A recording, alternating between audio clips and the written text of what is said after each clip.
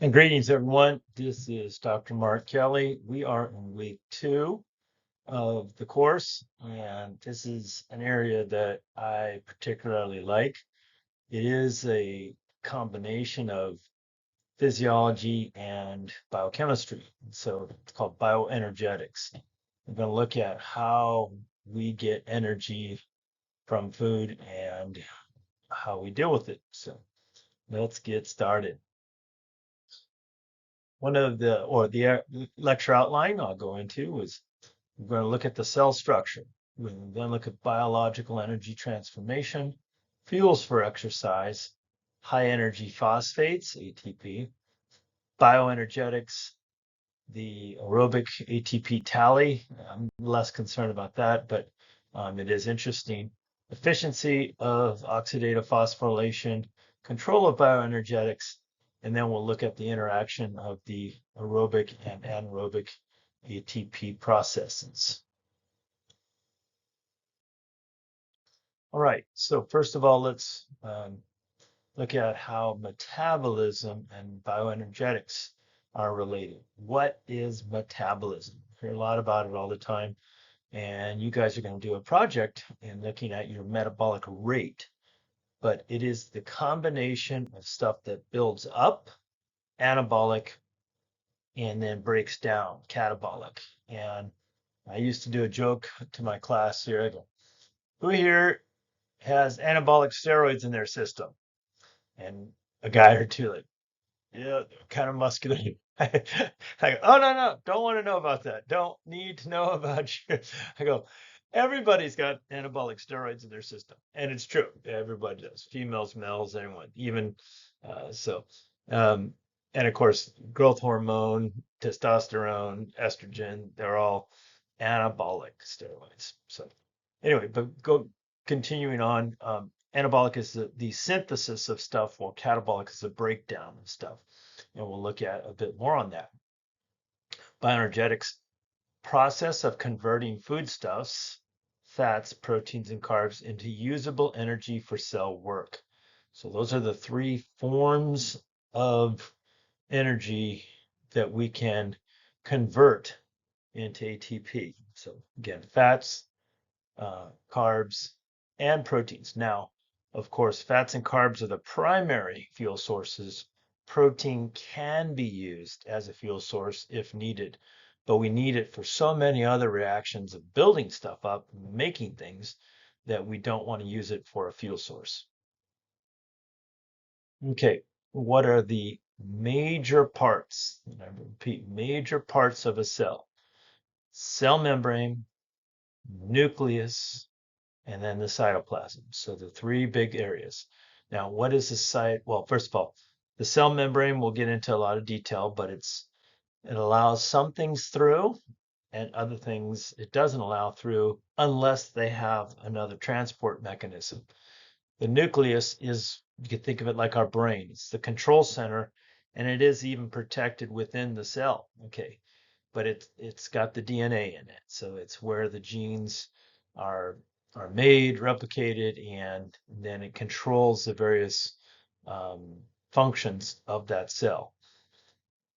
Yeah, molecular biology is concerned with a lot of the genetics part of it. And then cytoplasm is both the fluid, the cytosol, the fluid portion of the cell is called the cytosol. But when you combine the fluid with the organelles, it's called cytoplasm. Now, there's a third thing in cytoplasm that they're not talking about: inclusions. And think of inclusions as sort of fuel sources in bits and pieces. And mitochondria is just one of the many types of organelles that we have in there. Okay. Interestingly, recently, or so say not maybe that recent, but before my time, okay, we didn't have 2 populations of mitochondria. We didn't think of it this. So the subsarcolemma, the sarcolemma is the plasma membrane of a muscle. Okay, so think of the cell membrane or plasma membrane, but when you're talking about a muscle, we call it the sarcolemma. what's inside a muscle cell we call the sarcoplasm versus the cytoplasm. It's a type of cytoplasm, but it's sarco. Both of those words means flesh. Okay, so but you'll see myo and sarco very often associated with muscle stuff. And then there's a different intermyofibular mitochondria. So we'll look at that. And then there's the myofibrillar proteins and the right here they're looking at say a bundle of muscle fibers. This would be known as a fascicle. These, what they're pointing out here, are the muscle fibers. And then within those, we're going to see that there's myofibrils and then myofilaments. And these little lines you see here are representing the myofilaments. Okay. And more on the two different populations. I'm not sure what they do differently, but they did find out there's two different types of or subpopulations of mitochondria. And let's look at a couple of the differences with molecular biology and exercise physiology. Of course, molecular biology is the study of molecular structures and events underlying biological processes. Okay, so but we're looking at it at a molecular level. Okay, relationships, say, between genes and cellular characteristics. The genes control for specific cellular proteins, as we talked about. The process of protein synthesis is that. That's exactly. Exercise results in modifying this protein synthesis. Strength training, for example, can increase the synthesis of muscle contractile proteins. That's how you get hypertrophy. And molecular biology provides the tools for understanding these cellular processes. So we'll see another slide showing the interlinkages of the two.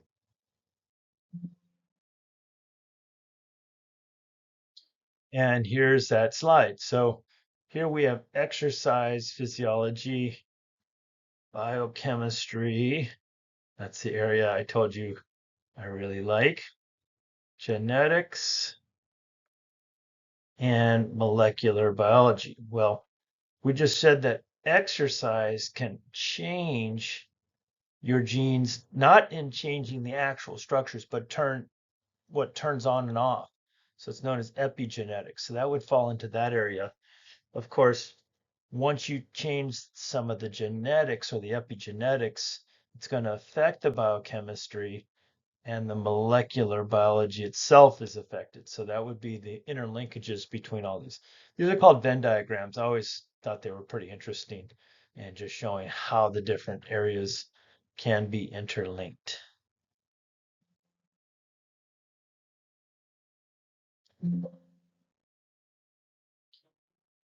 And this slide is just kind of explaining more on that and how the different ones on how they're overlapped and just kind of where molecular biology again gives us the tools for understanding these other areas. And what is an endergonic and exergonic reaction? And what's a couple reaction? Okay, so endergonic reactions require energy to be added to the reactants for a product to form. Okay, so whenever you're going from reactants, this is called a forward reaction, to products,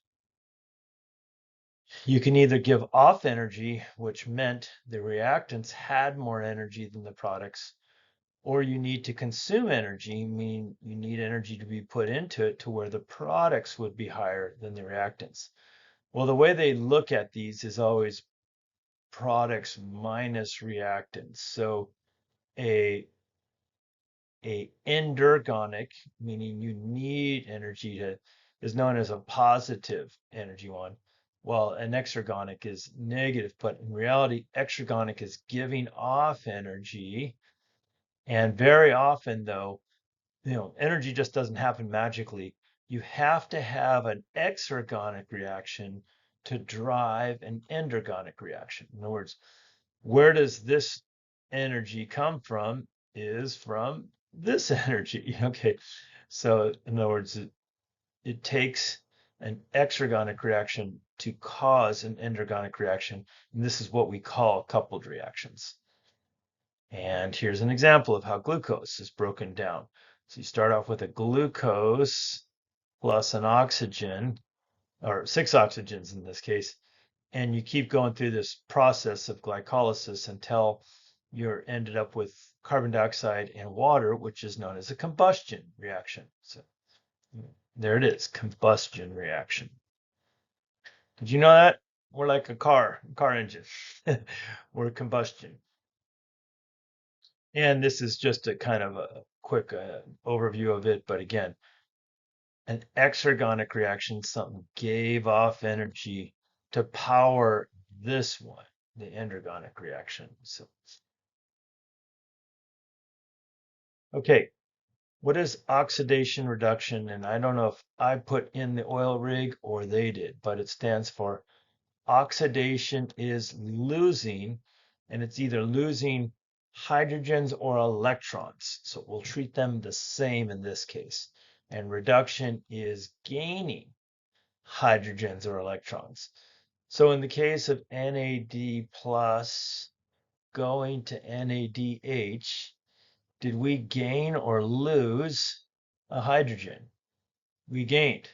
So by definition, this would be a reduction, and that's exactly what it is. It went from an oxidized state to a reduced state. Okay. Um, and the FAD can go to an FADH2 in the same way. Okay, so again, and technically this is called NAD plus goes to NADH plus H plus. Okay, but forget about the details. That's where the other H went though, is that it's called an H plus in there. But both of these get tacked onto it. And again, this is interestingly enough, the NAD has a theoretical energy of 3 ATPs once it goes through the electron transport chain, while this would have a theoretical energy of 2. This is probably more like 2.5 and 1.5. Bottom line is they give us ATPs when they're in the mitochondria. We'll go through what that is. So again, we're just talking about the roles of these guys. Nicotinic acid is actually what it is, but nicotinamide adenine dinucleotide, NAD.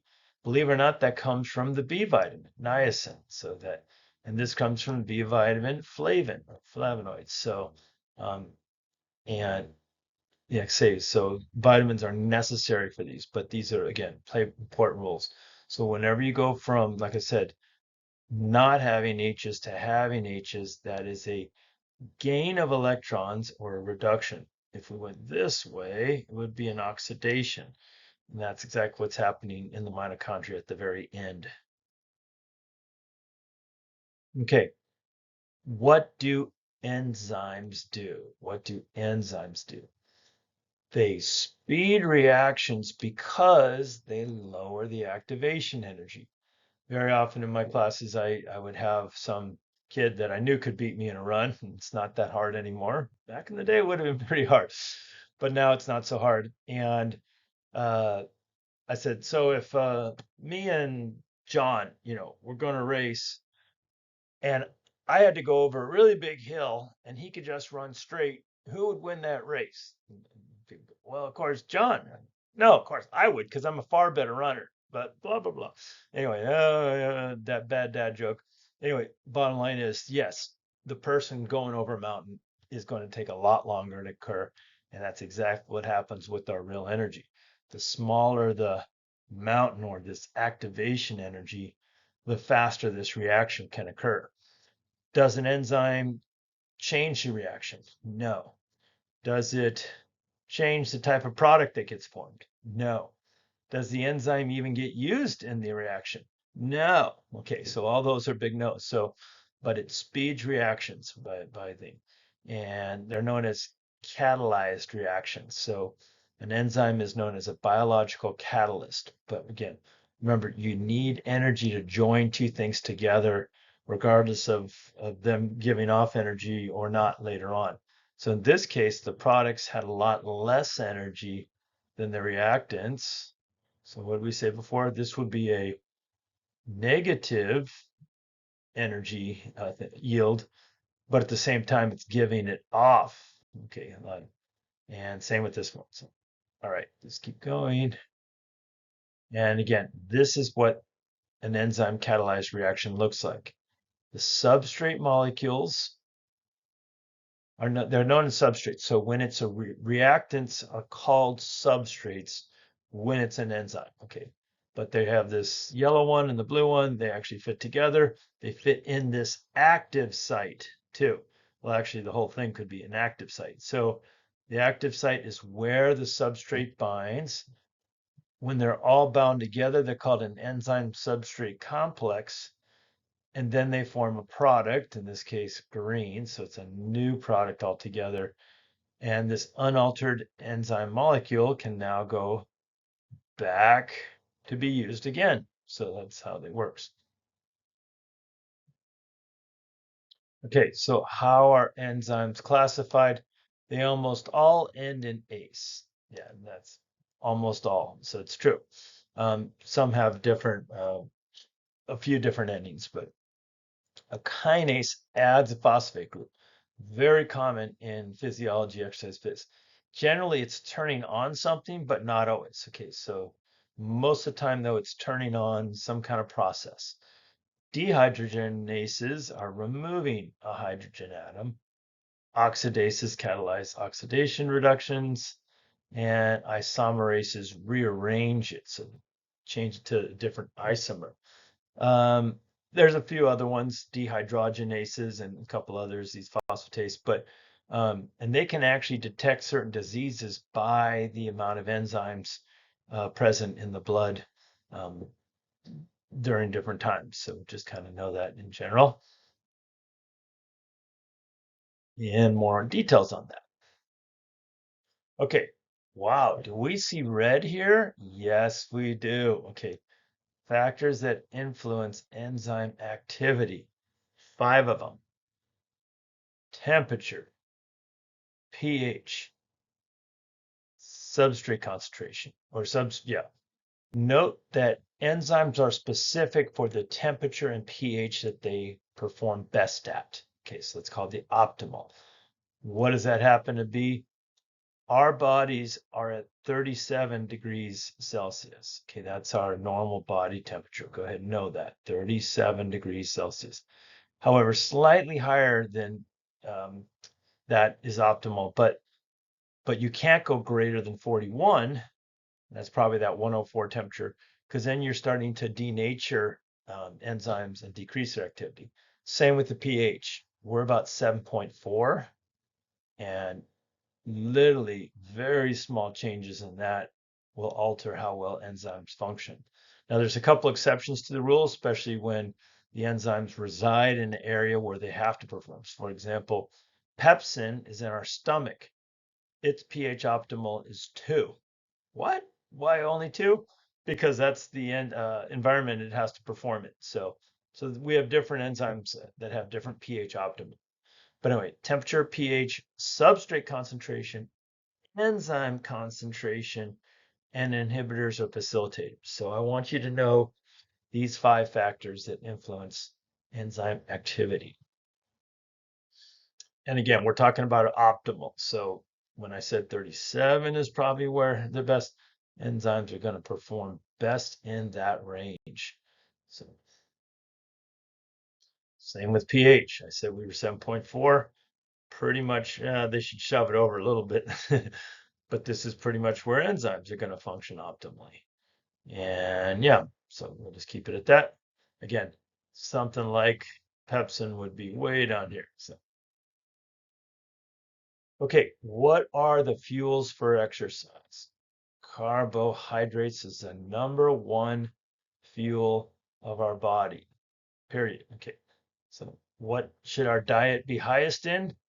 Carbs. Are carbs the enemy? Absolutely not. Okay, simple carbs are basically the enemy, but not carbohydrates. We have Well, the carbohydrates will get broken down and or converted to glucose. So glucose is the usable form of carbohydrate for our body. Okay. What's the storage form though is glycogen. And we only store it in two main areas, liver and skeletal muscles. Okay, so um, if you've heard of someone carb loading, that's what they're trying to do is load up their skeletal muscles with carb. And you can actually do that by depleting your carbs and then eating a high carb diet a couple days in a row before the competition. So in my case, it was for a marathon. So that was, and it has to be a long endurance event generally to have a benefit.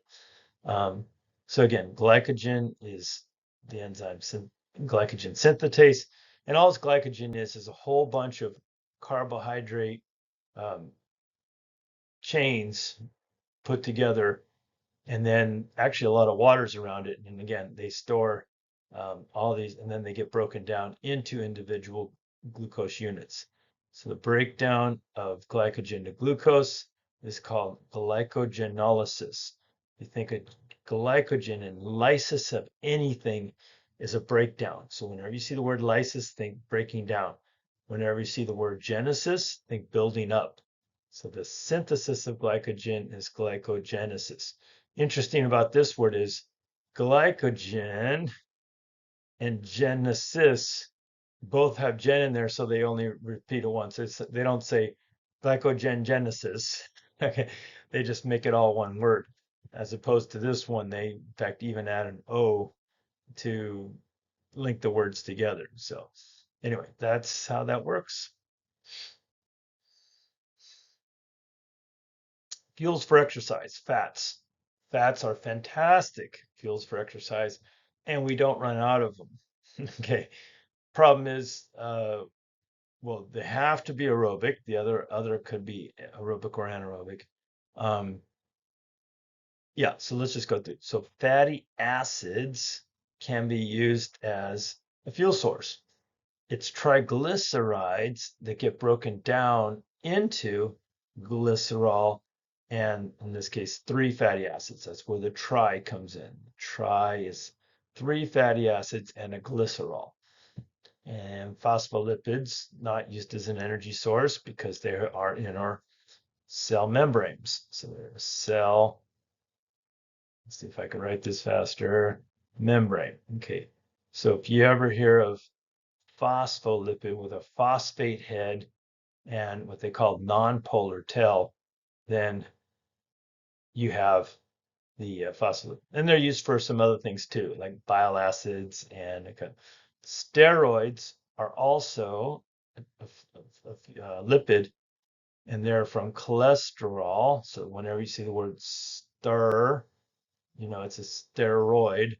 So endosterone, estrogen, testosterone, corticosteroid, or corticosterone, so they usually have the word stir in there. And again, many different hormones are cholesterol based, aka steroid hormones. Okay. And fuel for exercise proteins. Protein, again, is not a main fuel. When does the body use it? When it's running out of the other things. Okay, so some amino acids can be converted to glucose in the liver. So there's various processes, but generally it's called gluconeogenesis. Okay, so it's making genesis new neo glucose. So that's where the word comes from. Long word, but that's what that, and it only happens in the liver. Other amino acids can be converted to metabolic intermediates, and that would be in the tricarboxylic acid cycle, aka Krebs cycle, some people call it. Contribute as a fuel in muscle. Nonetheless, overall protein is not a primary energy source during exercise. As I told you, during really long exercise, or like I said, or if you're starving, okay, it's when you start breaking down your muscle, basically, because that's where protein is stored into fuel. All right, that's about it there. And okay, so all three of those though can be converted, like I said, by various chemical processes to make ATP. You've probably heard about this before. So it's adenosine triphosphate. Why isn't, oh, so well, I'll just tell you. Adenine, along with a phosphate group, I mean, along with a sugar, would be an adenosine, but you tack on the three phosphates, and then you have adenosine tri, three phosphates. And it just so happens this bond and this bond are very high energy. So these don't want to be together, but if they're forced together, then when they get released, they release a lot of energy. So just know that's how we get energy.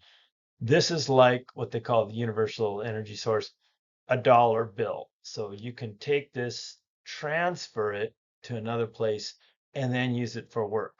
Um, but they don't last that long. You can't store them that long. So they have to be produced to be used at that time. It's kind of like spending cash. Oh, well, that's a bad analogy. Anyway, so catabolism from food breakdown powers the anabolism that ATP formation causes. And yep, so formation of ATP can be one of, technically it's four different ways. So we'll get into this. So this is the first way, number one. Okay. Degradation of glucose can happen through aerobic or anaerobic. So we'll also give this one a 3. And then breakdown of lipids can be the fourth way. So, but oxidative formation of ATP happens through either oxidative glycolysis or lipolysis, or the breakdown of triglycerides. Anaerobic pathways, yep, do not involve O2, so you don't need a mitochondria for them. PC breakdown and anaerobic glycolysis are these anaerobic pathways, not all glycolysis. Well, glycolysis is actually only the conversion of a glucose to two pyruvates. Okay, but the I was going to say pyruvates then go into either a lactate if they go to, or lactic acid, we'll call it for now, or they can go into the aerobic pathway and be completely oxidized through in the mitochondria, and then oxidative phosphorylation is going to happen.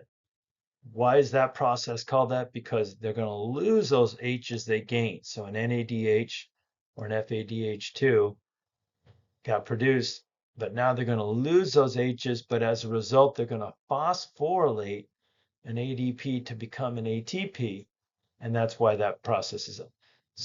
You could associate this with the electron transport chain, and I'll show you in a future slide what all that, how that all fits together. Okay, so again, ATP phosphocreatine, that's what that system is. Very fast, immediate source of ATP at the muscle site itself or whatever site you need it, but it can only last, say, about 10 seconds. Glycolysis, as I said, there's two types of it, anaerobic or aerobic. This anaerobic is very poor yield. You only get like 2 ATPs and you use up an NADH. While through aerobic, you get the number varies quite a bit, but roughly 36 ATPs from. So again, but the process of glycolysis is only that. Okay. And after that, you could either go to lactic acids, or like I said, put it into, actually will become an acetyl CoA that goes into the Krebs or tricarboxylic acid cycle. I know this is all sounding, but you'll see it all together in just a second here. And yep, so they're going through the yields. It's best to show you again on the picture of this. So let's jump over to that. Not this one, but oh yeah, creatine supplementation does improve exercise performance. So that is one of the few supplements that I will say does. It is somewhat temporary though, and of course you got to be careful the kind of creatine you use. I used to do some back in the day, try to get some muscle and But yeah, it's really good for anaerobic power type sports.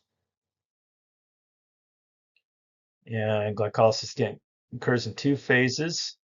Again, glucose. Well, first of all, the energy investments like starting a business. So you have to invest two ATPs to get out four. Okay.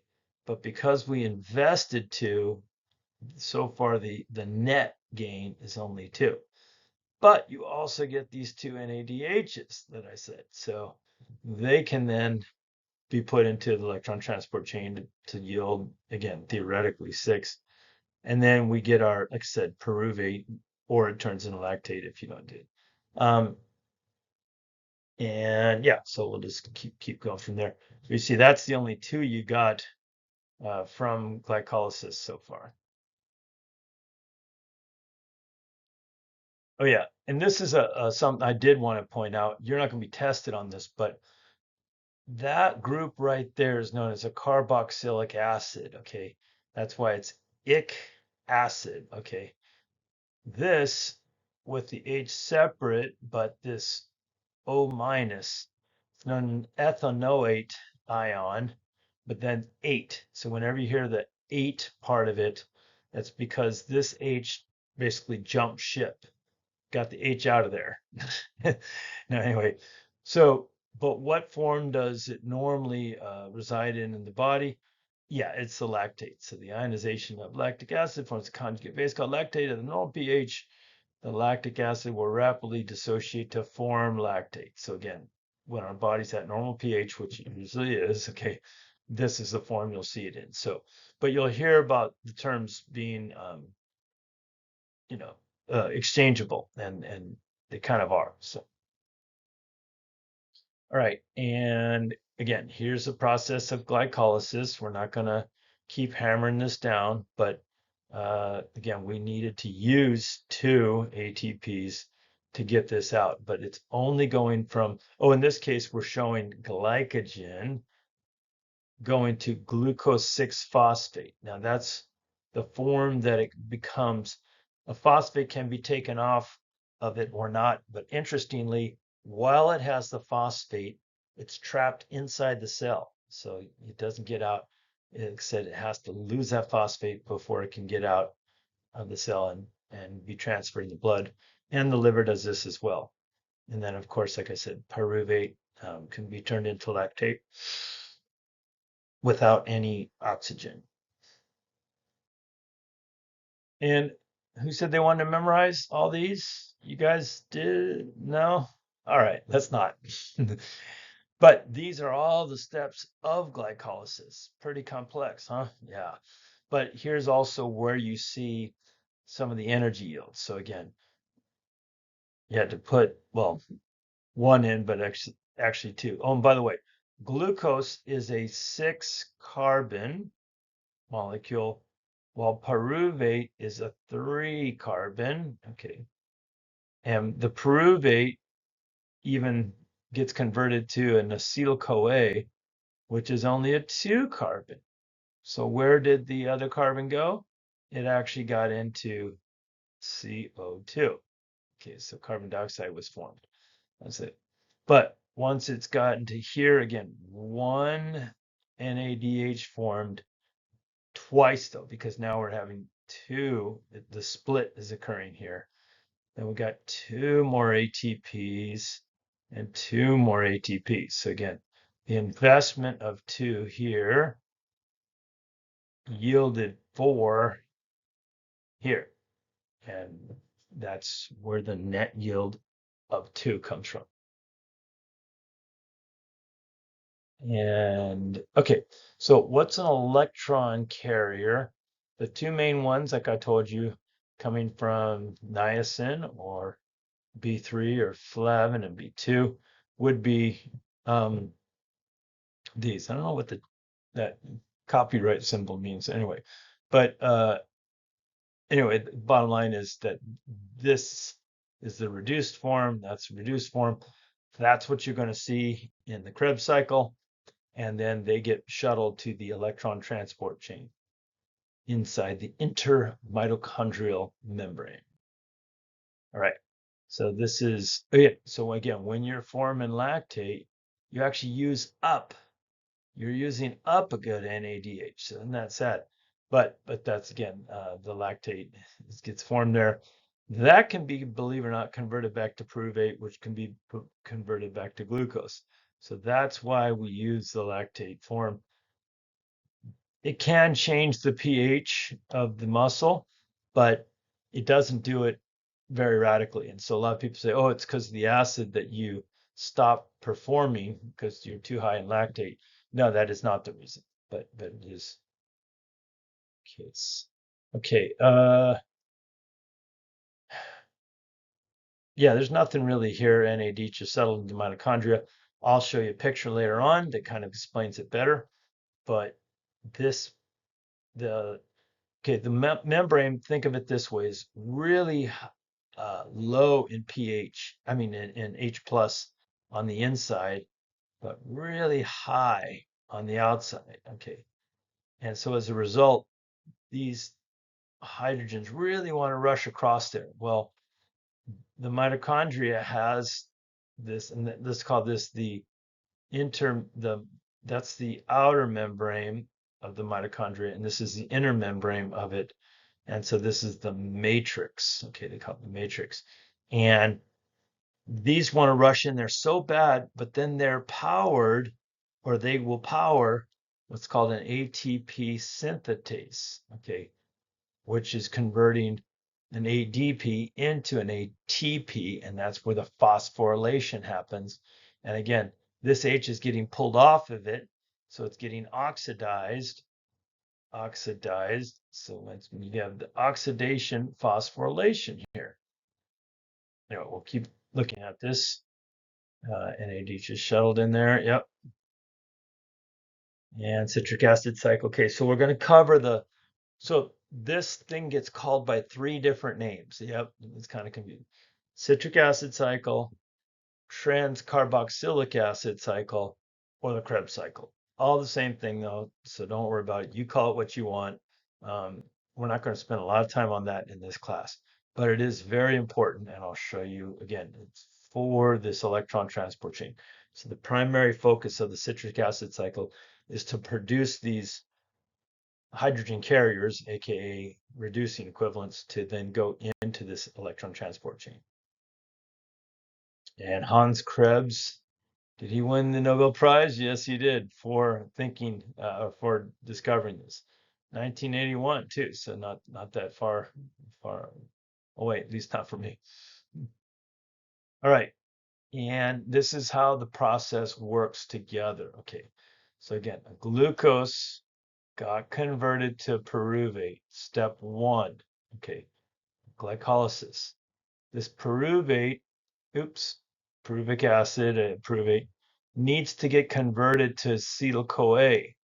That's step two. I just call it acetyl-CoA formation. This acetyl-CoA then gets put into the Krebs cycle, this, and then the electron transport chain takes it from there. So it's sort of a four-step process, as you're seeing here. And they're naming it what they do, but what we can call it. In fact, they're kind of naming two parts of the citric acid cycle in there. We're not going to worry about that. We'll just keep it all as one. But yeah, this comes in at two, but it's being joined with a 4 carbon to form a 6 carbon, and then again, this 4 carbon sticks around, but the new acetyl-CoA comes into it. Anyway, bottom line is that it will perform, it'll produce a lot of these reducing equivalents. I gave you 36, they're giving you 32 to 34 ATPs. And yeah, the different books vary. Technically, it's not even that high, or theoretically, it's not even that high. Yeah, they're just saying what we just saw. I don't need you to know any of the details here. One good detail though is there's actually a GTP formed in this, and it gets converted into an ATP. It translates into an ATP. So one of the ATP generated from a single turn of that Krebs cycle is what we call substrate level ATP. So it comes straight off of there. The other ones came from, again, those NADHs, 3 of them actually, per turn, and 1 FADH2, again, per turn. And so 2 turns of these happen per glucose. So you can start seeing the numbers.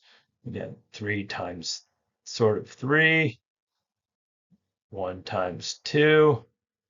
This would just be 1 times 1. And again, that's per turn. So that's 9, 10, 11, 12 per turn. 12 ATP. 2 turns per glucose, there's 24.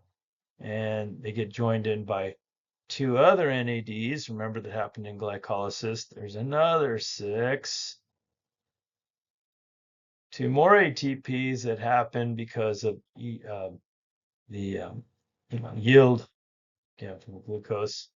So now we have 20, and then there's 4 others that came in. The conversion of pyruvate to acetyl-CoA also caused 2 more NADHs. Okay, so again, pyruvate to acetyl-CoA produces, they're showing, see, it just uses up an NAD. No, it does produce an NADH, as I said. And again, 2 of these happen here. So there's 2. Okay. And you're going through here. 1, 2, 3. There. So there's 3 total. And then 1 here and 1 here. One of these FAD is again worth 2. And then this GTP becomes an ATP.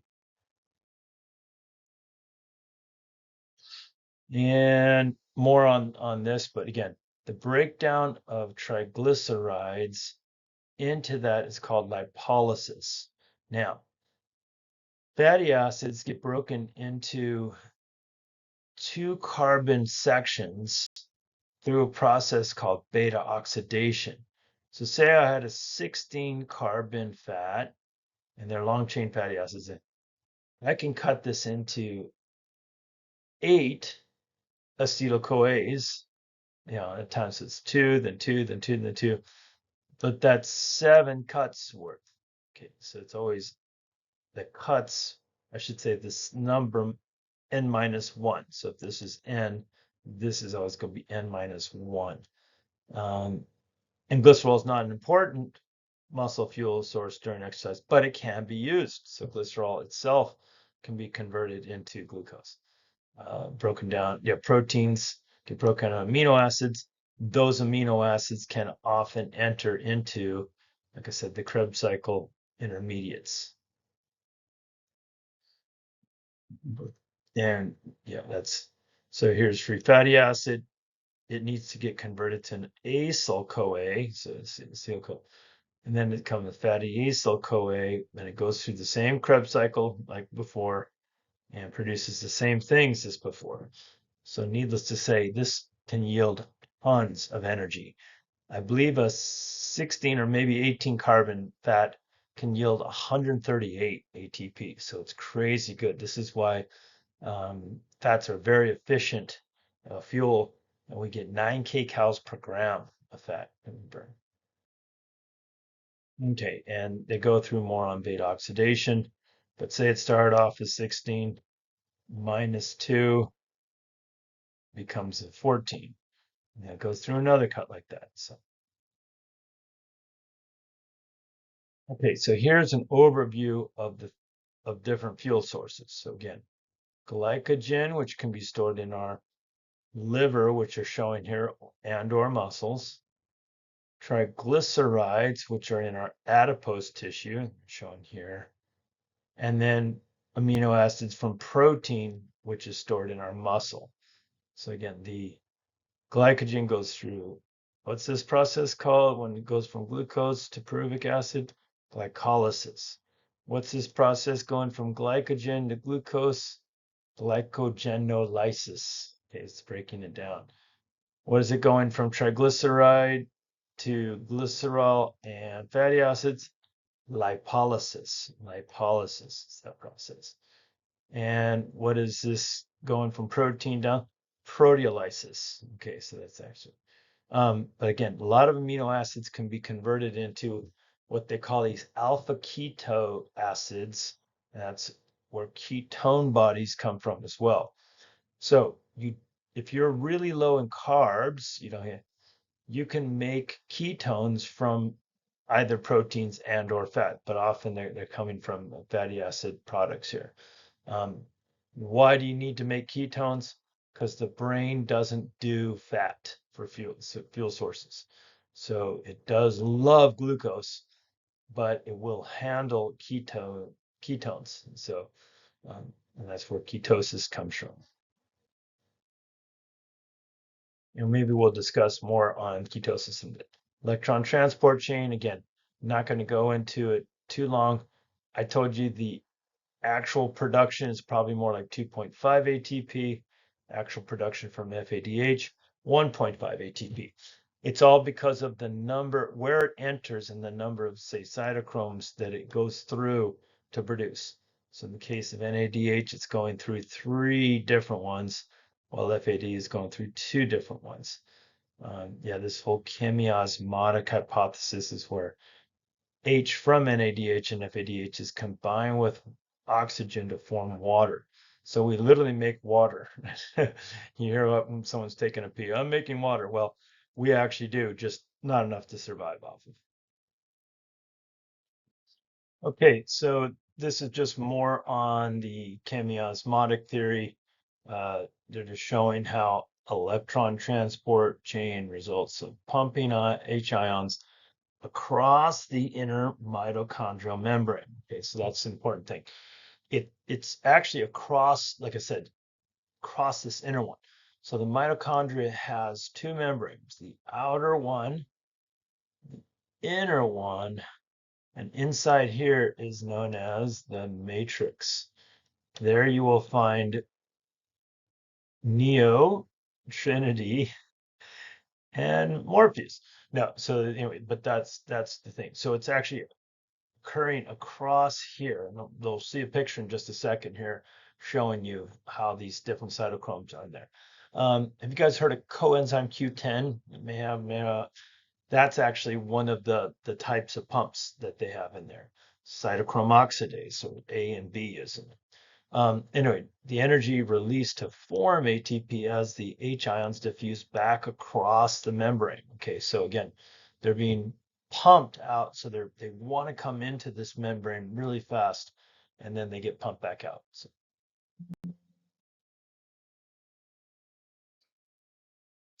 and here's that picture I was telling you about. So this is where NADH comes in, and again, it's going to go through 1, 2, 3 different pumps to get the 3 different ATPs it makes. Okay, and then again, this is an ATP synthetase thing, so it's busy phosphorylating ADPs into an ATP. Okay, so that's how that part works. NAD comes in around here. I mean, FADH comes in here. So thus, it's only going through 2 stages of that. Yeah, and again, here's the outer mitochondrial membrane, and then the inner one is here. So the intermembrane space is where these H's are going from. So they're going from there into the matrix. Yeah, and there's the inner mitochondrial membrane. All right, keep going. Uh, free radicals. What are they? They're hippies in San Francisco. No, the people always say, oh, those are free radicals. No, they're obviously things that want to react with your body. Fortunately, when they react with things, they destroy them too. So they can do damage to the cells. So it damages the molecular when they combine with the radical, and they cause various problems, including disease and aging. So exercise promotes the production of free radicals in working muscles. You say, wow, what's it? But it also is producing the scavenger for those free radicals. So we'll get into that in a little bit. But exercise-induced free radical production is not due to mitochondrial production, but is due to radicals from other sources. We'll get into that. But people think, oh, exercising is bad for you because it's producing free radicals. That's true, but it also produces more. Well, we'll get into this, but glutathione peroxidase and superoxide dismutase, which are two very effective sequesters of the free radicals, aka the scavengers. And more on this, so we'll get into that more later. And ATP production from one glucose molecule. Here's the final tally, and I can't see what they're coming up with because I'm in the way, but I will move it hopefully in our presentation. I believe they went with 34, 36. And again, if you really looked at they're halfway, yeah, the 2.5. So we'll see what their final tally is. Bottom line, it's a lot from a single glucose molecule. Yeah, in summary of the AT balance sheet. Okay, so they are saying a theoretical yield, yes, of 38, like I thought, but the actual yield is more like 32 molecules of ATP. Okay, so that's kind of where they're landing, and that's fine. I'm not going to test you on the exact number of ATPs produced.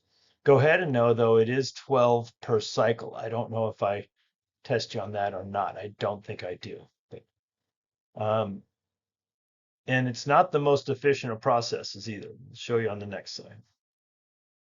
Okay, so here it is. 32 moles of ATP are produced from 1 mole. That's how we express this molecularly of glucose.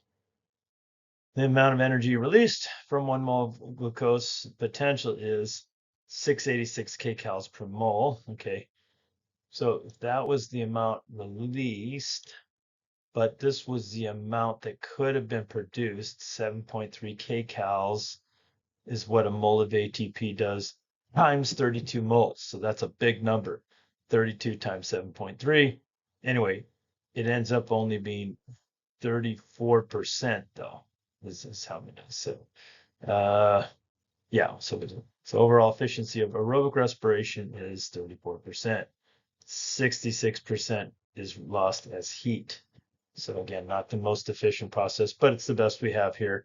And it's a lot better than going anaerobic glycolysis, which only yields 2. So I don't even know how bad that would be from a total standpoint, but it's um, probably right around 2% because it's a, you know, we'll talk about that later or not. Okay, rate limiting enzymes. Whenever you see that word, think an enzyme that regulates the rate of the metabolic pathway. So it's basically the slowest link in this case slows everything else down, but don't think of it as a bad thing. You know, it's just this the way it is. And they're very important places for regulation. So in other words, many different factors will rely on that enzyme to regulate the overall process. Um, so low levels of ATP and high levels of ADP stimulate ATP production, while high levels of ATP inhibit it. Does that make sense? Yeah. If the factory's already doing more than enough production, you want to slow it down.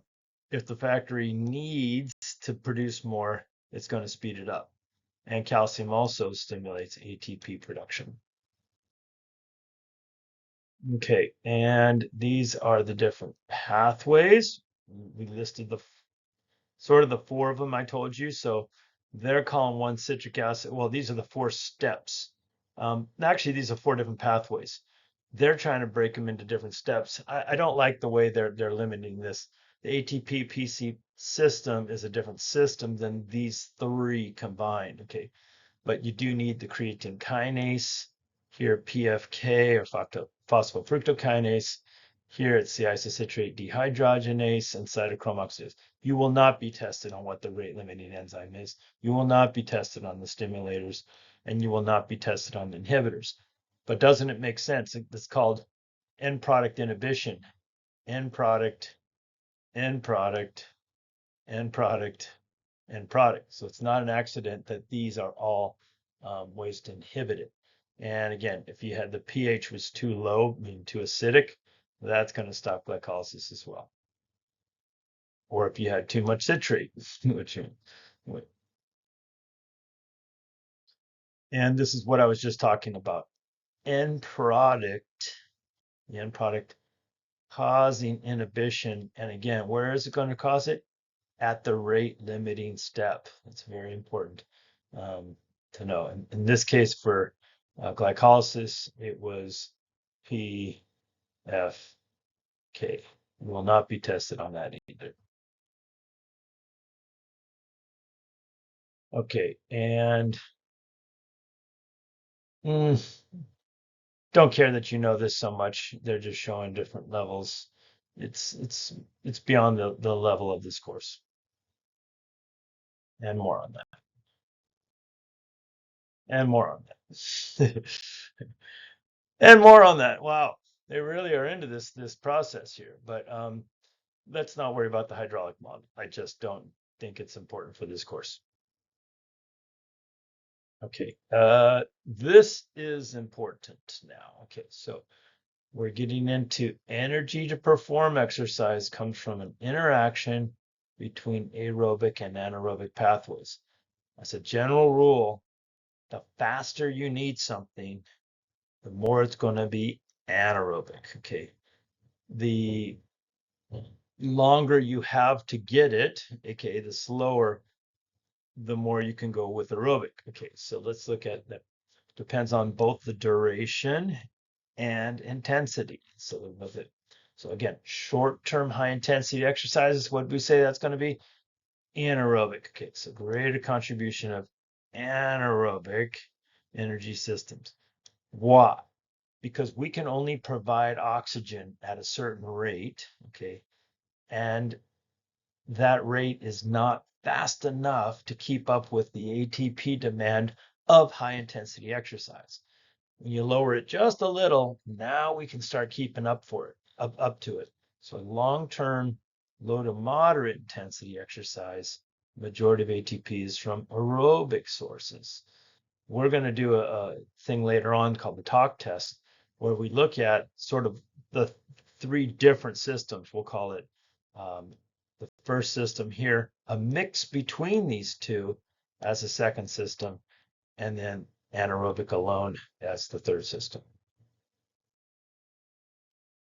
And here they're going into different kinds of activities and then the percent of aerobic and anaerobic. So again, weightlifting, diet, 200-meter, all these very fast things. Well, the very fast ones up toward the top here, 100-meter dash, football, can be almost completely anaerobic. You actually don't even need to breathe during something, say, than less than 10 seconds here. And then it goes into more aerobic as you go. So the longer you go, 10,000-meter marathon, even a 2-mile race is a combo of it. Here's where the really hard part is. Something like an 800-meter dash, or even in boxing, or in this case, sort of a 200-meter swim. All these things are right on the edge of both of them. Okay, so that's what makes them so hard to train for, because you're really pushing the edges of both of them. So anyway, we'll just kind of keep that at thing. And more on that, going into the more detail of it. So yeah, find out where your sport is, where it lands, and then in fact, we're going to talk about this for a presentation of the product. Then how you are training someone to maximize the anaerobic or aerobic system or the combination thereof. So in other words, if you're a 1,500-meter runner and you're only doing LSD, long, slow distance stuff down here, you're not going to be a good 1,500-meter runner.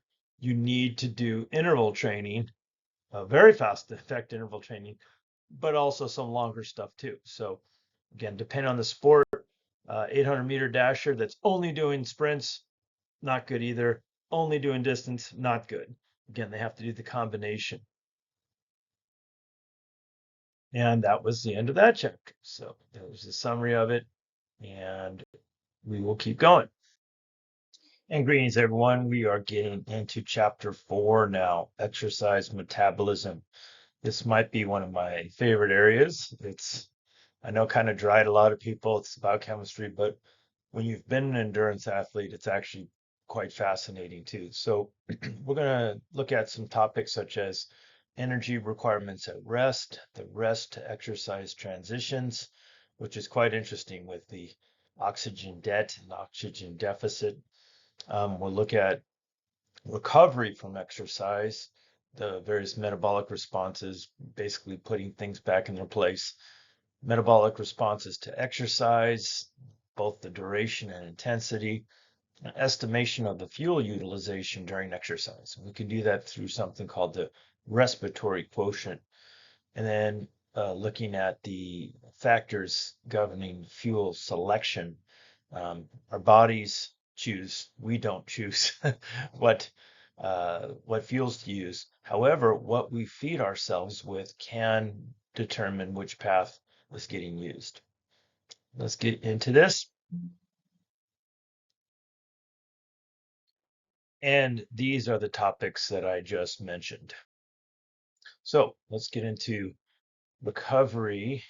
Um, Almost 100%, I'm sorry, just rest, not recovery. 100% of ATP produced by aerobic metabolism at rest. Okay, so what does that mean? We're probably burning fat. Okay, blood lactate levels are basically very low, and resting O2 consumption is quite low too. Now, go ahead and, I guess, memorize this term here, or this amount here. 3.5 ml per kg per minute. This is the same as 1 met. And what is a met?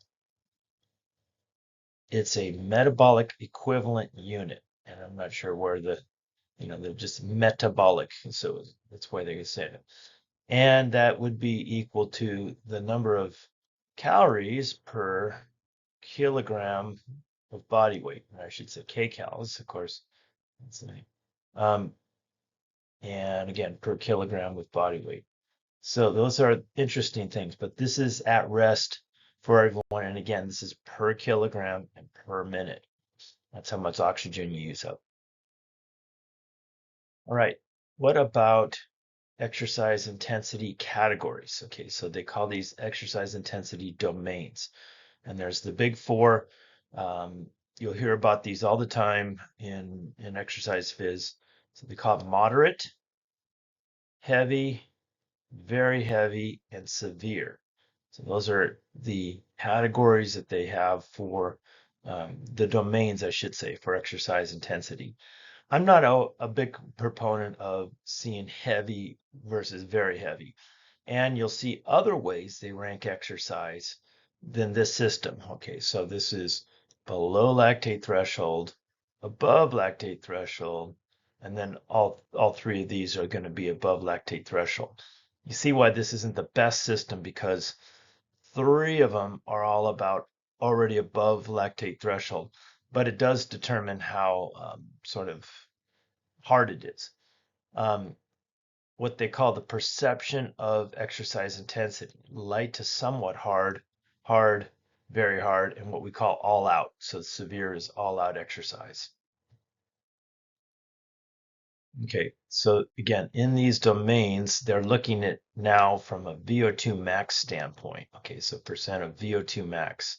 And they're kind of breaking it down as anything below 60, anything between 60 and 75, 76 to 100, and then above 100. So you might ask yourself, how do you get above 100% of anything? Well, this is a VO2 max. Okay, what is VO2 max again? It's how much oxygen you're able to take in and consume. Can we go anaerobic for some of our energy? Yes, and that's exactly what happens. If you ever heard of a Tabata workout, so they used to, this got popular, probably 10 years ago, and maybe even 15. It was during the whole high intensity interval training buzz and the Tabata workout, and people just obliterated what the term actually meant, but it was developed by a speed skater in Japan, and it was very intense. It was actually about 120% of the VO2 max, and from there, you only had to go like 20 seconds, so, and then you had, I think it was a 10-second rest, or I can't remember the exact work to rest intervals, but it was a very short workout, but very intense. So. All right, so let's keep going from here. Um, Energy requirements during rest exercise transitions. Okay, so again, we're going from rest to exercise. The faster the transition, the more gap, we'll call it, there's going to be between how much oxygen the system can provide and how much oxygen did it need. Okay, so demand and supply.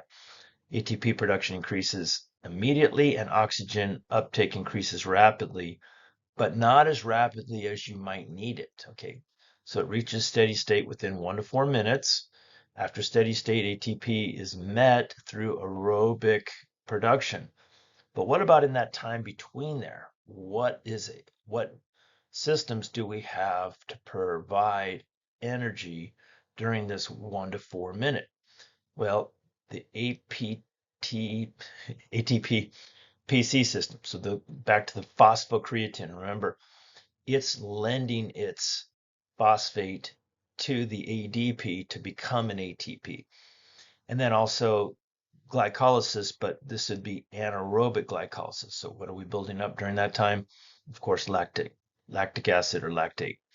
Um, but this is known as the oxygen deficit. Okay, so you have a deficit. You're lacking oxygen, and you're going to have to pay it back later, kind of like a student loan. Okay, we'll get into that in a sec. All right, looking at the time course here, we have uh, how fast can the system ramp up versus say your energy need was right away. Okay, versus how fast can the oxygen provision stuff uh, go, and that would be around here. So um, don't worry about these graphs so much. We'll show you another one that shows you where this gap is. Okay, so let's look at a couple graphs. You don't have to know these graphs for a test, but I do want to show you the point that they're trying to deliver in this. So this was how much ATP is provided from mostly the PC system and glycolysis during a 3-minute bout of exercise. So the PC system starts high, of course, but then goes down pretty rapidly across time. Now, we were saying the PC system's really only good for about the first 10 seconds of exercise. And obviously, it can provide quite a bit in that first, um, well, in the early part of it. So this is the amount of ATP it can produce. And obviously, this is going down even faster than the other graph. But by the time of 3 minutes, you've basically exhausted your ATP PC system, the phosphocreatine. However, glycolysis kicks in really strongly at 2 minutes. So that's why this curve doesn't go down so far, because some is being provided by uh, glycolysis and probably anaerobic glycolysis, and this is short of about. But the point is that this kicks in around 2 minutes, while this kicked in a lot more, say, in the first minute. Working together, these guys kind of stabilize somewhat the amount of ATP provided. So they're asking a question: what does the time course of VO2 consumption at the beginning of exercise tell us about bioenergetic pathways used in the muscle? And again, we don't have to spend too much time on this, but VO2 consumption at the beginning of exercise is an indicator of how much is supplied by that process. What was this process again? In the mitochondria. And again, it's very long-term solution for our energy, but it can't get ramped up this fast. Okay, so the observation of VO2 rises slow at the beginning of exercise indicates that both anaerobic and aerobic bioenergetic pathways are needed at the beginning for the ATP. So we'll get into this a bit more. Here is Bruce Gladden out of Auburn. Uh, I've never met him, but I've sure heard about him. And he's talking about this oxygen deficit and then the debt you'd have to pay back during epoch. Get into that right about now. Not quite yet. Um, so trained subjects have a lower oxygen deficit. Why? And they can provide uh, oxygen faster than a non-trained athlete. Two of the reasons, okay, more capillaries equals more surface area equals better delivery and greater mitochondrial volume. So they actually have more mitochondria per amount of muscle, per amount of muscle. And they actually even have higher amounts of enzymes per amount of per mitochondria. So increased mitochondrial volume in the skeletal muscle results in less lactate production at the beginning of exercise. Very important. I've run many races where you start off, of course, quite fast and you're building up lactate, and that can kind of start slowing you down a couple minutes after the start when the hype of the beginning of the race has worn off. Okay, so here they're going into some of these terms. I'm going to try to show you on the picture. Yeah, A.V. Hill was the guy that actually started this thing, but oxygen debt is the term for the elevated O2 consumption post-exercise was repayment for the O2 deficit at the beginning. So always remember, you accumulate a deficit, then you have to pay it back as a debt. Okay, so what we call excess post-exercise oxygen consumption. So it's a long word. We just call it EPOC, but it stands for exercise post oxygen consumption. And that's basically after you've finished, say, an intense sprint or whatever, you're still breathing hard a while after because you're repaying the deficit or the deficit that you accumulated earlier. Interestingly, a lot of people were using this to try to lose weight more, saying if I exercise intensely for a half hour, my metabolic rate will stay elevated for another half hour after that exercise.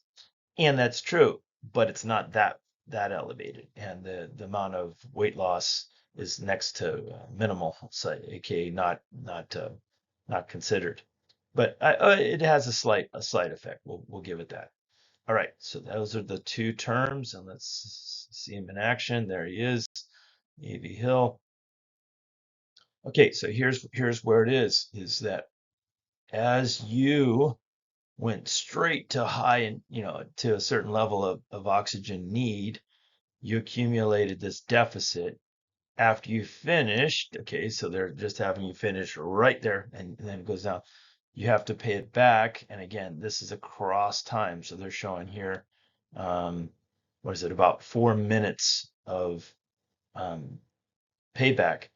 Interesting to note, once you hit the steady state, that's nice and all, but then the payback part, the debt, has a rapid component and a slower component. So go ahead and kind of make a note of that. Um, what's the second slide showing? I guess, oh yeah, a different type of intensity where it was quite high. So there's a big deficit and a much longer payoff. So it's probably two different exercise intensities. Again, the rapid component and the slow component. Here it's lasting, what, like 14 minutes or so. Okay, so the rapid part, what's happening during that? Elevated O consumption for the resynthesis of stored PC. Remember, I told you you're using them up, and now you gotta put it back, basically.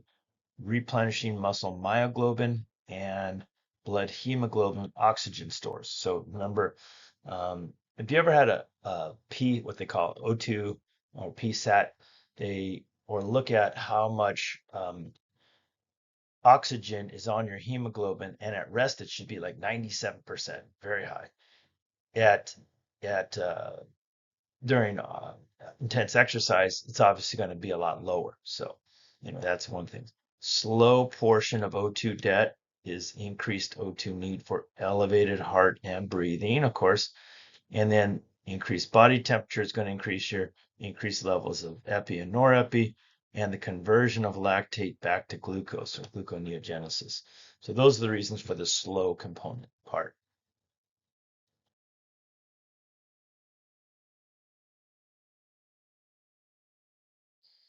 So I like this slide because it's showing the various factors that go into this oxygen debt or the excess post exercise oxygen consumption, the EPOC. We already talked about the resynthesis of the PC in the muscle. Was that a fast or slow component? Yeah, it was a fast one. Okay. But now a lot of these slow ones, lactate conversion to glucose, what we call that gluconeogenesis, one of the stones, restoration of muscle and blood oxygen stores. Okay, so the myoglobin, hemoglobin, fast component, but the elevated body temperature, the post-exercise elevation of heart rate and breathing, and elevated hormones, epi and norepi, were all part of the slow component. But go ahead and remember these 6 different components that go into the oxygen debt and EPOC. And here's an article describing more on this. I don't need you guys to go into this level. Go ahead and read it if you want, but it does show you how blood lactate removal during stressful exercise can be removed rapidly if the student engages in continuous light exercise. So what's this saying?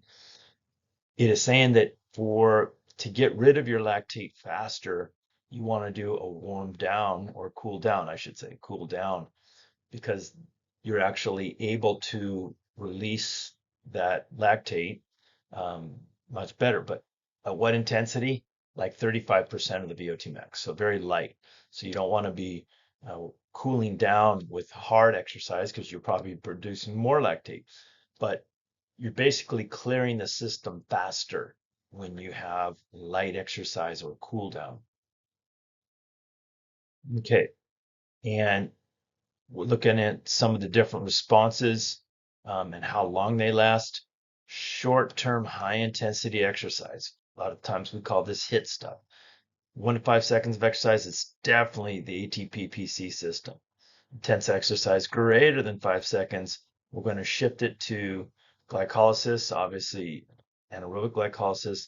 And if it's greater than 45 seconds, okay, we're probably going to switch to other glycolysis and aerobic glycolysis. So here they're showing about 70% anaerobic, 30% aerobic at 60 seconds, and now it goes down to 50-50 at 2 minutes. Remember we were saying that 800 meter, we're right around there. 400 meter, right around here. So sprints can be in these upper 2 areas. So, okay, good stuff here. Metabolic response to exercise, influence of duration and intensity. Metabolic responses to prolonged exercise in cool environment. Okay, so this is greater than 10 minutes and in a cool environment. Okay, so how does this different than, say, this next one? We can get into the steady state oxygen uptake during submaximal exercise. So if it's below the lactate threshold, and this is basically most people's quote unquote normal workout, it's primarily from aerobic metabolism. So again, it's in a cool environment and it's basically kind of a longer exercise. How about if it was prolonged exercise in a hot and humid environment at a higher intensity? Now we're going over what we call the lactate threshold, and we're going to start accumulating lactate and put ourselves in a slight stress, still a good stress though, with epi and norepi being secreted. And here these slides are just showing the effect of exercise intensity and ambient temperature during exercise. Interestingly, I lived in New Orleans for about 17 years and I exercised very intensely when I was there. So it was basically my prime time, so to speak. And I remember how hard it was to, get certain performances or times compared to other people because we were exercising mostly in the spring and summer, and it was during hot, humid times. So, but anyway, here they're just showing the VO2, how much Oxygen was needed to be consumed across time here. And this was at 50% VO2 max, hot and humid, versus exercise at 75%. And what they're showing here is the VO2 is climbing across time at a faster rate than this climbed. Okay, so the same, and it even was a shorter duration. So this is a much longer duration, up to 40 minutes. What we call this 45 minutes. Here it's only from 5 to 20 minutes, and so the rise is faster.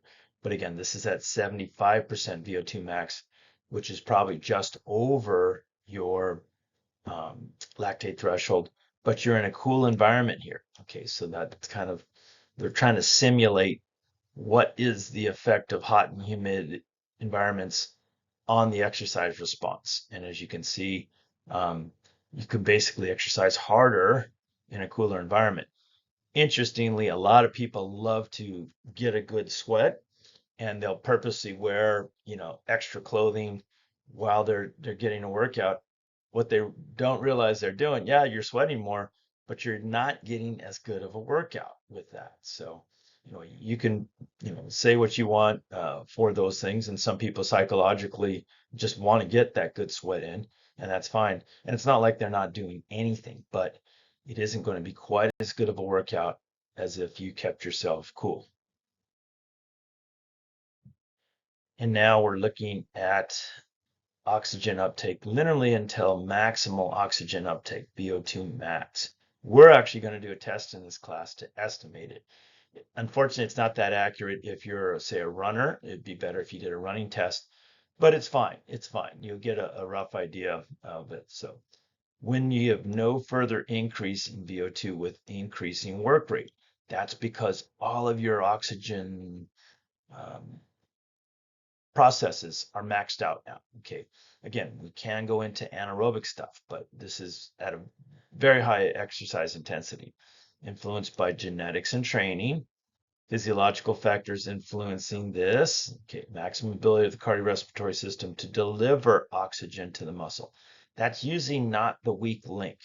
The ability to take in oxygen into the alveoli and then deliver it to blood is usually not the weak link. It's most often the ability of the muscle to use the oxygen and produce ATP aerobically. So kind of at the more at the mitochondrial level. That's due to, like I said, the capillaries, the mitochondrial enzymes, all that kind of stuff. They're pretty well matched up though with a well-trained person. But in general, the ability to use the muscles. So people often say, yeah, my lungs just don't work hard enough. No, they're probably not the weak link. It's the fact that you haven't been training and your mitochondrial, say, density and the delivery to those mitochondria at the capillary level is not good. So, all right. And this is just showing you, again, work rate in watts. Remember that. Okay. And again, it's work rate versus VO2. Those two are very well related, right? I mean, that's a very, very even line. You go up a little bit, you go up. So in other words, this rate of increase, very close to one. Okay. This is a very, until you hit to the VO2 max, and then you can't go further. But they're saying the intensity kept going up here, but your VO2 delivery did not. And this is probably where you're not going to last too much longer after this. So that's 250 watts. And again, that's a work rate, but it's basically your power. Okay, verification of VO2. Um, uh, we're not going to go into the details on this part, right? I remember this now. Reaching age predicted max heart rate. We're going to do a whole different way of that, but it's still age predicted. Okay, so there's not even a question that your max heart rate does go down with age. Achieving a blood lactate concentration of 8 millimolar or higher. That is definitely above the lactate threshold, where they generally call it about 4. Okay, um, and we'll get into what's called OBLA in a second, onset of blood lactate accumulation. Okay, and a respiratory exchange ratio of this 1.15 or higher. research reveals these criteria do not always show that VO2 max has been reached. I used to do testing on some people. I have uh, this mask that they would wear, and they would have to have their blood gases analyzed, their O2 and CO2, and that's where you could get this respiratory quotient to see if they're actually going above one, they have exceeded their VO2 max in general. And here's a bunch of articles on this. You can look at that on your own. It is interesting though, if you're an endurance athlete, to see what your VO2 max is. One time I did mine, it was just tested on a bike, and it was close to 70, which I believe it. It was when I was a top duathlete. That's pretty much what it was. I was pretty happy with that one. But yeah, you should also, these tests need to be specific. If you're a runner, you need to do a running test. If you're a cyclist, you need to do the cycling test. So that's kind of the way your trained muscles need to have it that way. Okay, so what is lactate threshold? Okay, so we'll get into this in just a sec, but it appears at approximately 50 to 60 in untrained subjects. Okay, occurs at higher work rates in endurance trained subjects. Also, it's been known as the anaerobic threshold or the OBLA, as I just told you. Now, why is it different? Okay, so they have one area, and we're going to be doing this later in this class, called the ventilatory threshold. So you actually breathe faster. Why are you breathing faster? Because the CO2, you're accumulating carbon dioxide. Okay, why do you produce lactate? Because your delivery of oxygen is not fast enough. And like I said, you go in anaerobic, and you can't get rid of the lactate fast enough either. So normally at aerobic exercise, you're producing lactate, but you're able to pull it out and convert it, or the liver and on, at a similar rate to what you're producing it. Here, you're accumulating it. So you're actually producing more than you're able to get rid of. Like I said, they call that the anaerobic threshold as well, because you're basically starting to go anaerobic more than normal. Um, and we'll see a couple things that you can look at that the curves change their angle, and that is one of the classic signs of a change in your ventilatory threshold. So exercise intensity, what blood lactate levels reach. Here's what's also interesting. Say you were an elite African runner in a marathon. Not only do you have a very high lactate threshold, but you have a very high VO2 max. This is why you can run 5-minute miles back to back to back and not really get much lactic acid. Isn't that crazy how fast they can run, over and over again? So my top marathon ever, I would struggle to run 1 mile now at what I ran for the whole pace. I don't think I could actually, what I ran for the whole marathon back in the day. So anyway, that's kind of how that works. Okay, and here's your lactate threshold. This this is a stronger one than I would say. It's not really thising, but they're saying at a certain percent of your VO2 max. We call this, remember, the 50 to 60 for untrained persons. But this is how much lactate was in the blood.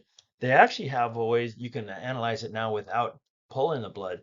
Back in my day, though, we had to do finger pricks and pull it off, and then we'd measure it with this machine, and it hurt the person. Not only do they have to exercise hard, probably have this mask on that's hard, it's hard to breathe, but now they're getting their finger pricked every whatever couple minutes. And so it was pretty funny at the time, maybe not, not to them.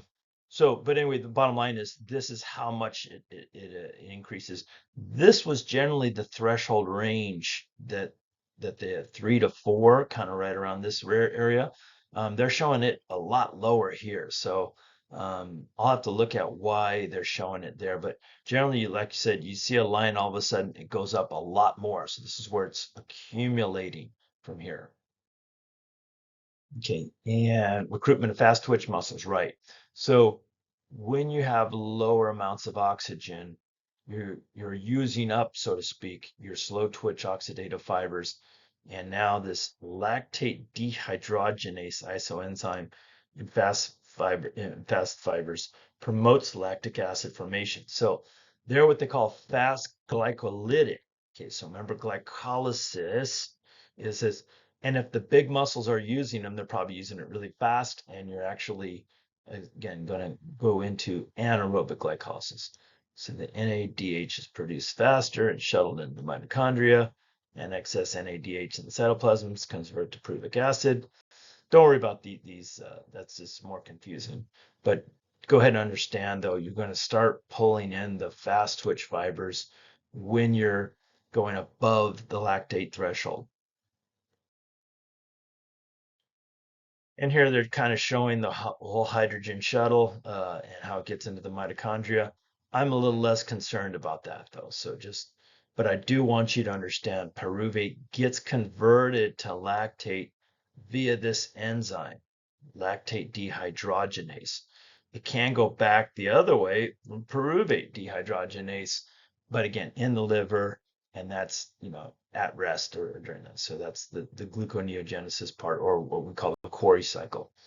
All right, keep going here.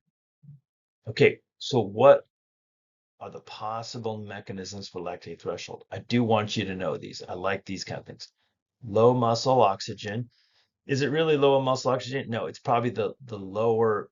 Well, it is low in the muscle at the time. You're providing a lot. You're just using it faster than that.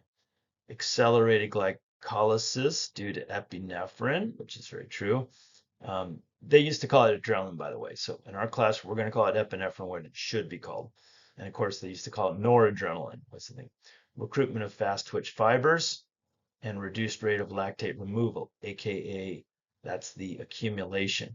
Now, again, is it really a reduced rate of lactate removal, or is the removal rate maxed out, so to speak? And that's probably what it is. So, but this is what they're calling the lactate threshold. And does it cause muscle soreness? I'm going to let you read this article because everyone thinks it does. Okay. And there's some arguments against it. Okay. So, argument against causing what they call DOMS, delayed onset muscle soreness. So it's a very fascinating area, at least to this geek. And but go ahead and read up on this because everyone believes this is what happens. And another thing on the genetic error in muscle glycogen metabolism, this is due to what they call McArdle's syndrome. It's like a type of disease. We're not going to go into this. So. Okay. And practical uses of lactate threshold. It is actually a great prediction of endurance performance. Okay, especially for a 10K run. So when it's combined with running economy, remember what that is? That's how fast can you run for a given um, energy production level. So again, it's like miles per gallon. In this case, it would be miles per oxygen usage, okay, or miles per hour of oxygen usage. So you want to, yeah, marker of intensity training and select a training HR based on the lactate threshold. Training just below lactate is effective in shifting the lactate threshold to the right. Now, what is this whole thing saying? You need to have aerobic base training and you need to have above lactate threshold training. Okay, so somewhere in there you need to do intervals. What does that do? It's short, but it's hard, but you can't train the lactate system unless you're pushing it to the lactate threshold. You see what I'm saying? So you can provide all the oxygen you need, but to be able to train the system to delay the lactate threshold or push it up higher, you have to train intensely. But again, you can't train so intensely that you get hurt or that. So um, some of a good thing is good, but too much of a good thing is bad. Okay, so let's keep it at that. But a lot of theorists say you should not train just below the threshold because you're training too low to get a lactic acid effect and too high to last long enough for an aerobic effect. So they're saying you should truly separate your two workouts. And when I worked at ACE, that was sort of their philosophy. There's good and bad to that philosophy, but uh, to me, you kind of want to go hard when you're going hard, and then not going hard when you're not. But it's philosophy. Okay, and they're going into more of this, but this is what I wanted to pick out of this slide here was what they call the respiratory exchange ratio. This R is this equation. So it's the ratio of carbon dioxide produced to the oxygen consumed. Okay, so when this ratio is high, you're you're producing a lot of CO2 versus how much O2 you're consuming. What does this generally tell you? You're shifting of substrate utilization toward carbohydrates. Okay, so at 0.7, it's roughly where you're using straight up fats. At about 1, you're using almost entirely carbohydrates. When you go above 1, you're actually working extra because you're trying to get rid of the lactic acid that you've already produced as well. So they're going to go into a bunch of the kcals and with carbohydrate. Don't worry about this for now. Just kind of stay with what I was saying. The higher the ratio, the more carbohydrates you're using. Um, and then if you're again going above 1, generally, you're now above lactate threshold. And there's your R again. Okay, so again, what they call the respiratory exchange ratio, RER, is how it's often called as well. Measurement must be performed during steady state exercise, which is very important. That is below the lactate threshold. Assume zero protein is being used as fuel, and that's true. So again, it's the ratio of CO2 to VO2. And here what they're saying they are for fat, I told you it was right around zero point 0.7. For straight up carbohydrate, it's going to be about 1. Okay, so this is just how these values work. So if you were at 0.85, let's give an example, you'd be doing an equal mixture of that, and chances are that's right around where the lactate threshold would be. But again, that shifts for depending on your training state. And here's the different, like I said, values. There was that 0.85 I was just telling you about, where it's a 50-50 ratio. So it's pretty much right down that middle. What event was that for? Probably around the 400, 800-meter one. So, and this is your kcals per liters per minute. Again, not so focused on this one, but this is straight up carbs. This is straight up fat. At rest, you're just above 7.7, we should say. And again, fuel selection is influenced by several factors. The higher the intensity, the more carbohydrate, the longer the duration, believe it or not, the more fat you're going to be able to use. Okay, so again, it's partly due to the epinephrine and partly due to the aerobic metabolism is so geared up. But availability of fuel, muscle glycogen, and glucose, and availability of free fatty acids is very important in determining this. But some people are even trying to throw in fats in, say, a marathon type situation like mayonnaise or versus the carbs. But if you want to keep a higher intensity, you would need the carbs. But these people are um, under the impression you'll actually speed up your fatty acid metabolism with that. And of course, a little dose of caffeine helps with that as well. And low intensity, again, they're saying below 30% VO2 max. Fats are primarily the fuel during prolonged low intensity exercise.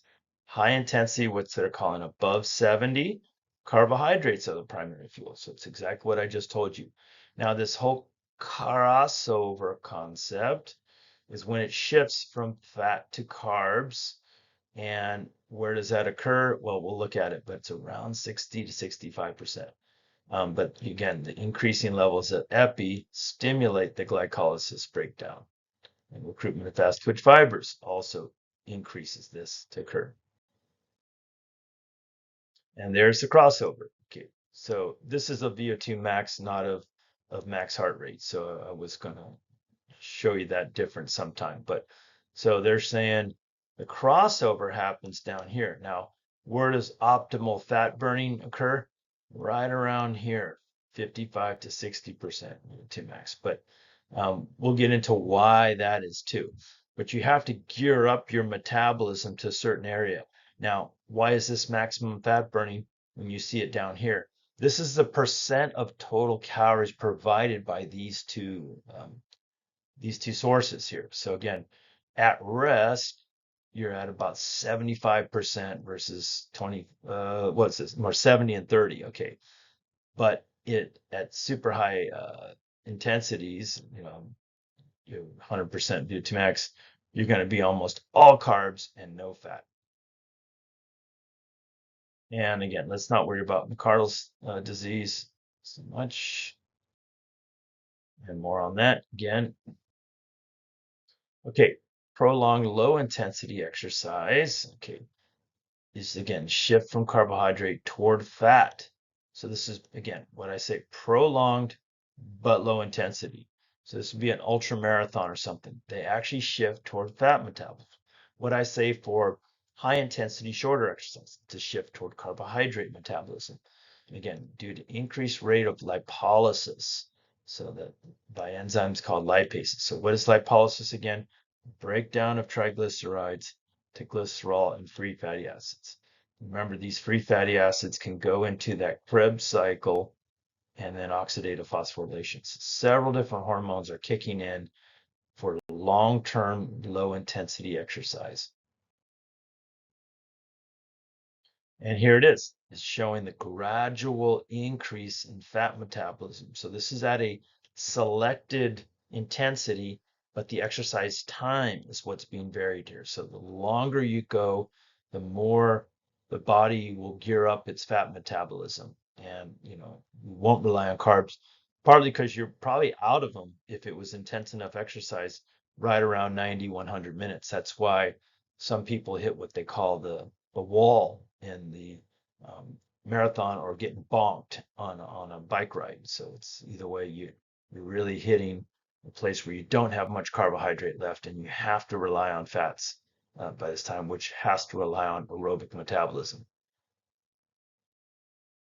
Okay, so fats burnt in the flame of carbs. Okay, that's a common expression here. Glycogen is depleted during prolonged high intensity exercise, as I was just telling you. Reduced rate of glycolysis and production of pyruvate, okay. Reduced citric acid cycle intermediates, okay, so that's those things that, and reduced fat oxidation. So fats are metabolized by the Krebs cycle. So these are, again, things that occur at a certain prolonged high intensity exercise. What has to happen here? You have to lower your intensity and let these things kind of kick back in to play. And can you improve your endurance performance with carb supplementation? Yes. Okay. So I like to eat these things called GU. They're just GU, but they're packets of just straight up sugary kind of carbs with a kick of caffeine in there for certain ones, certain flavors here.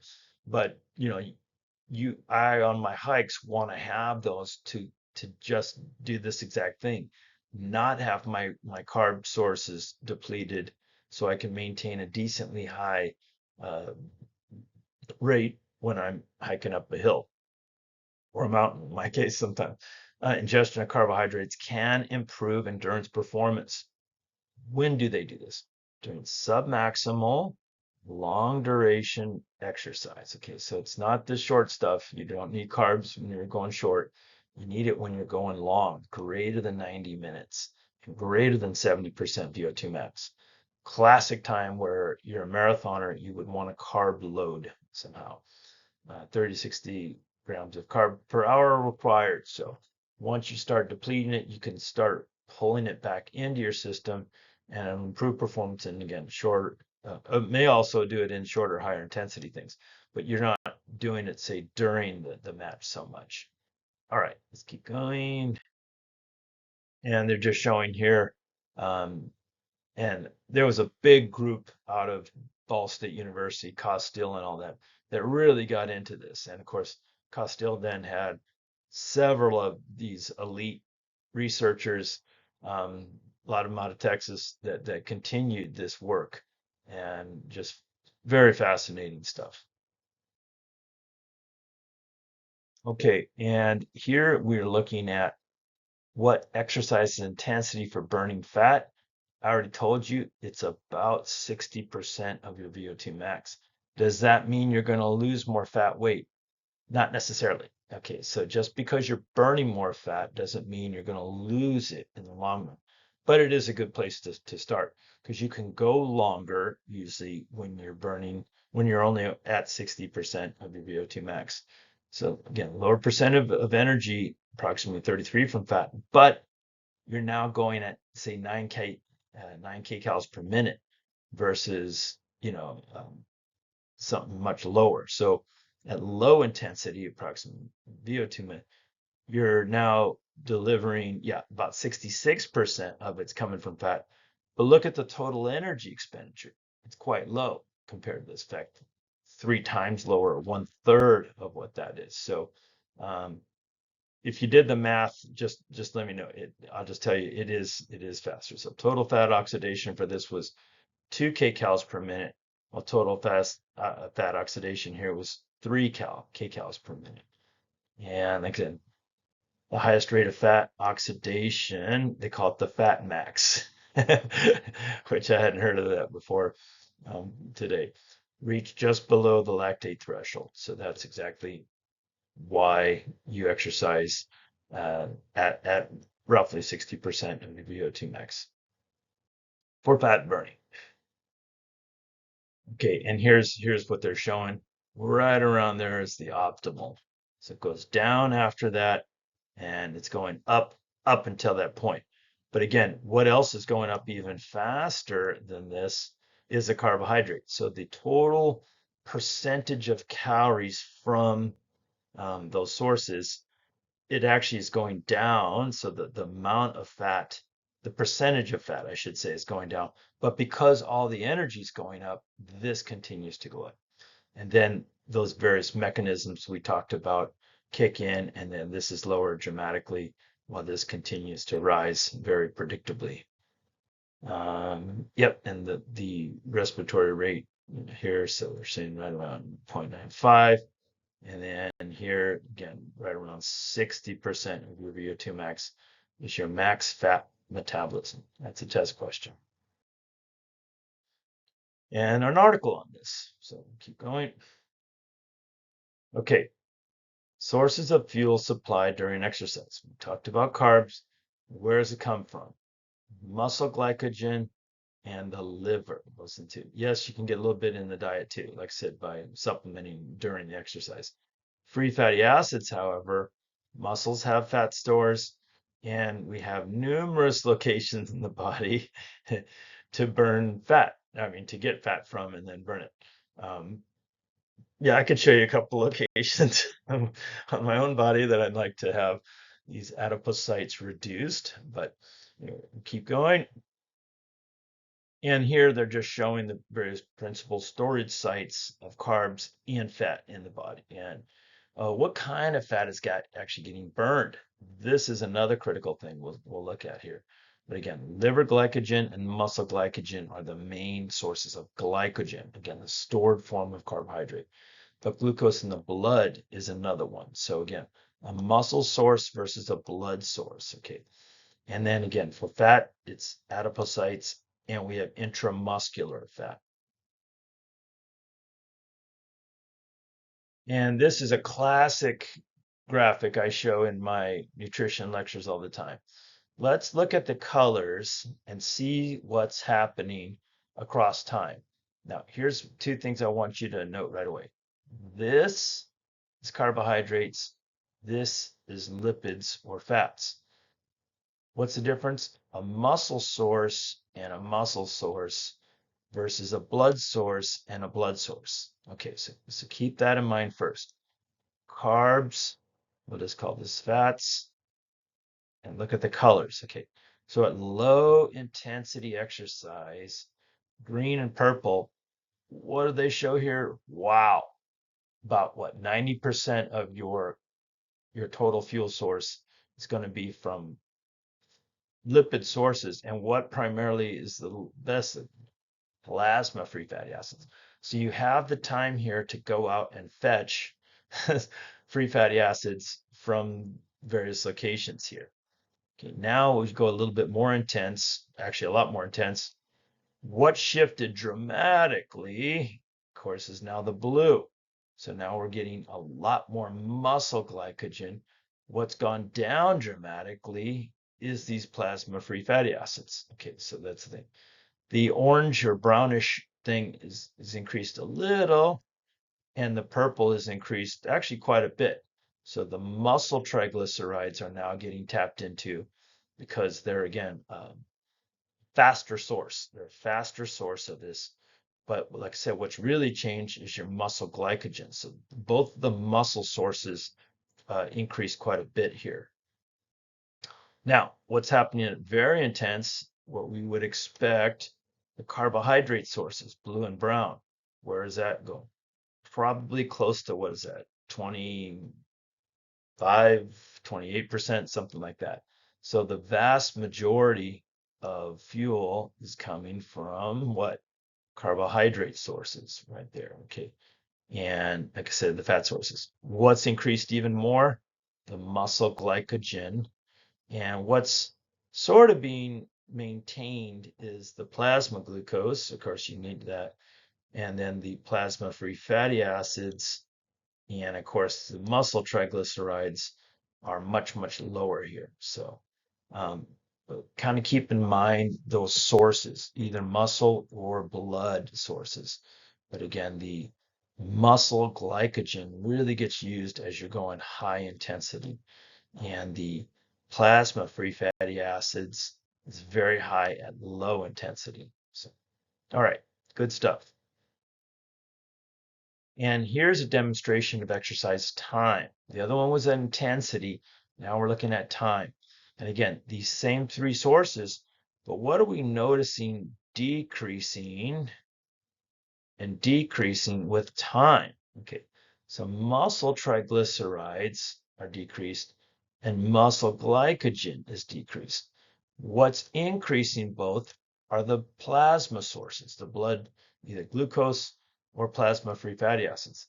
It does appear to me that the plasma-free fatty acids are increasing at a slightly even higher rate than the blood glucose, but they're very close. Okay, so again, here it's muscle sources go down while blood sources creep up. Why is that also? Of course, there's limited volumes of fuel source, be it triglycerides or glycogen in the muscle. The blood you can, like I said, get from the whole body and often the liver to continue exercising. But this is long-term duration too. 3 hour, 4 hour marathon would be um, about as long as anyone works out. All right. And now we're getting into the Cori cycle. Now, again, I mentioned it very quickly before. Lactate is a fuel source.